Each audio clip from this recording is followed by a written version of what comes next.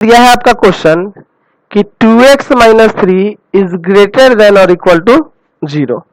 ठीक है, 2x minus 3 is greater than और इक्वल टू 0। अब यहां लिखेंगे दिए गए असमीका के संगत समीकरण। तो इसका संगत समीकरण क्या होगा? 2x minus 3 is equal to 0।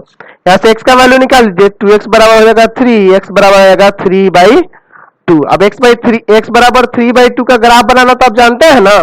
चलिए तो पहले इसका ग्राफ बनाएंगे, फिर उसके बाद चलेंगे असमीका पे। तो है ना, तो बहुत ही इजी एक्सरसाइज है ये, आसानी से आप बना सकते हैं। ये y डैश।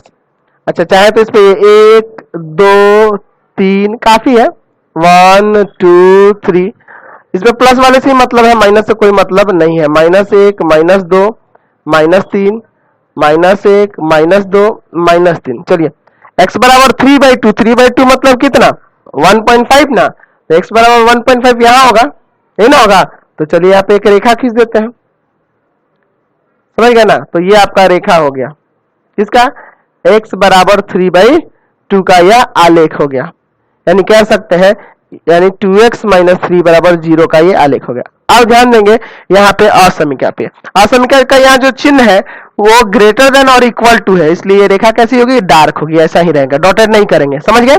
तो पहले यही ध्यान देना होता है, पहले संगत समीकरण लिखना होगा, वहां से उसका ग्राफ खींचना होगा उस समीकरण का, और समीकरण में ध्यान देना होगा कि उस समीकरण के संगत जो असमीका दी गई है वहां पे सिंबल क्या है? ग्रेटर है, लेस है, और ग्रेटर और इक्वल टू है या लेस और इक्वल टू है। तो अगर आपको बताए थे कि याद होना चाहिए कि ग्रेटर देन और इक्वल टू हो या लेस देन और इक्वल टू हो, तब वहां पे डार्क रेखा खींची जाती है। तो डार्क रेखा हो गया। अब क्या करना होगा कि कोई एक बिंदु लेनी होगी, इस रेखा के इधर का कोई बिंदु लीजिए या इधर का, तो आसान रहता है आपको मूल बिंदु ही लेना।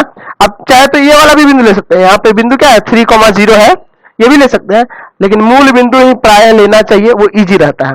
तो चेक करेंगे 0 0 पर असमीका। ठीक है, आपको जरूरी नहीं कि सिर्फ मूल बिंदु ले, आप कोई भी बिंदु ले सकते हैं। इस रेखा के इधर भी कोई बिंदु या इस रेखा के इधर भी कोई बिंदु पे आप चेक कर सकते हैं।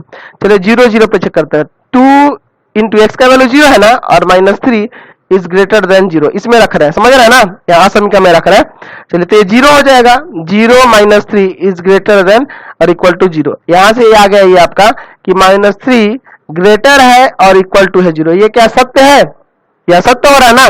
यहाँ पे ये क्या है? असत्य है, असत्य हो रहा है ना, असत्य है। समझ गए?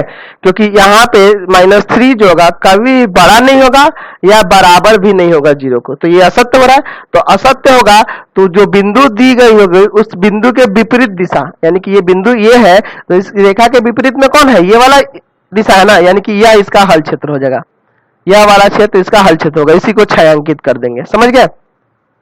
समझ में आया ना क्यों इसको छायांकित कर रहे हैं? क्योंकि यह बिंदु इसको संतुष्ट नहीं कर रहा है। ठीक है, देखिएगा अगर आप चाहे 3 0 रखेंगे ना तो ये संतुष्ट करने लगेगा, यानी कि यही हल क्षेत्र हो जाएगा। समझ गए? तो बिंदु लेने के लिए आप स्वतंत्र है। इस रेखा के आप इस तरफ भी कोई भी बिंदु ले सकते हैं और इस दिशा भी बिंदु कोई भी ले सकते हैं। अगर वह बिंदु संतुष्ट कर रहा है तो उसी दिशा में रंग देंगे, रेखा के उसी दिशा में रंग देंगे। अगर नहीं कर रहा है तो उस रेखा के विपरीत दिशा में, वहां पे आपको उस बिंदु के विपरीत दिशा में जो रेखा के इधर जो क्षेत्र होगा उसको रंगेंगे। समझ गए? Question number